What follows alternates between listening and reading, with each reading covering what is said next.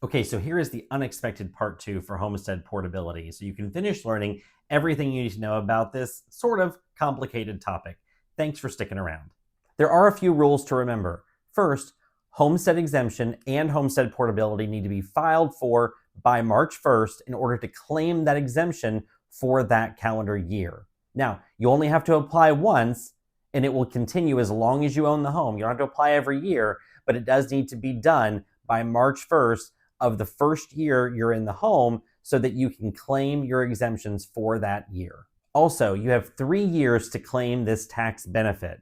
So if you want to go RVing for a year or two, or you want to rent for a year or two, that's fine. That portability amount is still going to be sitting there waiting for you when you're ready to buy, but you have to do it by December 31st of the third tax year after you sold your primary residence. So it's 2025 now in November. So if I sold my home today, I would have until December 31st of 2027 in order to claim that portability amount as a benefit.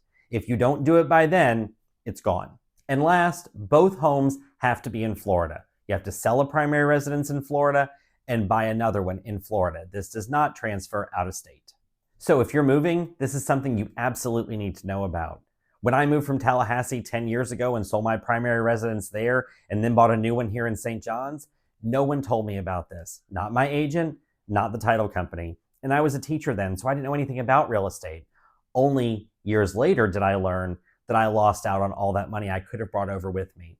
And I just had a buyer the other day who sold his home in South Florida and moved up here. I told him about this. He had absolutely no idea. It will end up saving him like $2,500 a year on his taxes, and it's a benefit that he would have totally lost had I not told him.